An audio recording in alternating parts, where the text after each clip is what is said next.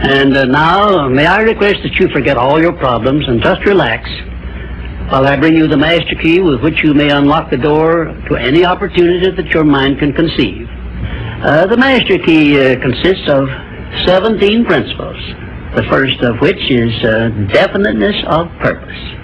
I tell you that psychologists have discovered a natural law which is the very foundation of all personal successes. And I can describe it to you in one short sentence so you can understand it. Whatever the mind can conceive and believe, the mind can achieve. Isn't that a profound statement? You will notice that it says nothing about the need for education, but simply that whatever your mind can conceive and believe, your mind can achieve.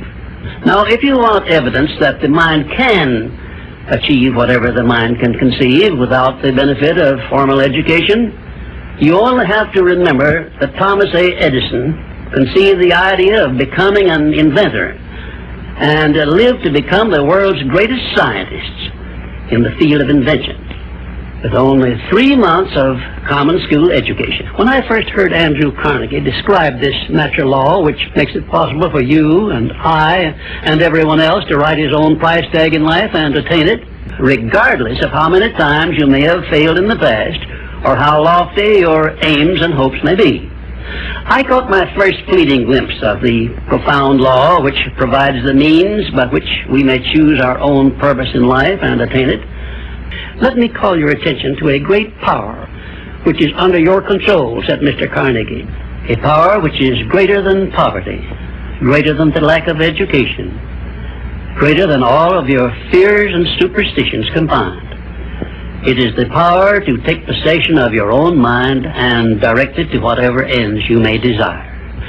This profound power, Mr. Carnegie continued, is the gift of the Creator, and it must have been considered the greatest of all of his gifts to man, because it is the only thing over which man has the complete and unchallengeable right of control and direction.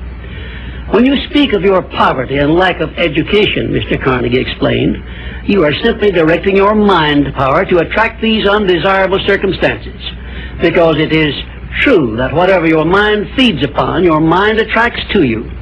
Now you see why it is important that you recognize that all success begins with definiteness of purpose, with a clear picture in your mind of precisely what you want from life. Then Mr. Carnegie continued his speech with a description of a great universal truth which made such an impact upon my mind that I began then and there to give myself a new outlook on life and set up for myself a goal so far above my previous achievements that it shocked my friends and relatives when they heard about it. Everyone, said Mr. Carnegie, comes to the earth plane blessed with the privilege of controlling his mind power and directing it to whatever ends he may choose. But, he continued, everyone brings over with him at birth the equivalent of 2 sealed envelopes, one of which is clearly labeled, the riches you may enjoy if you take possession of your own mind and direct it to ends of your own choice. And the other is labeled, the penalties you must pay if you neglect to take possession of your mind and direct it. And now let me reveal to you, said Mr. Carnegie, the contents of those 2 sealed envelopes. In the one labeled riches is this list of blessings.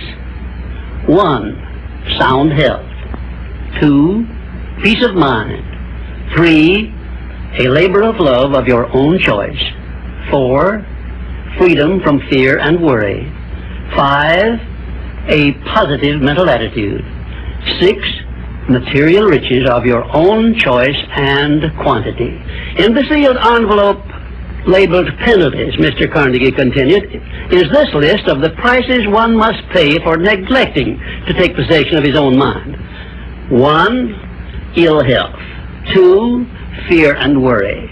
3, indecision and doubt.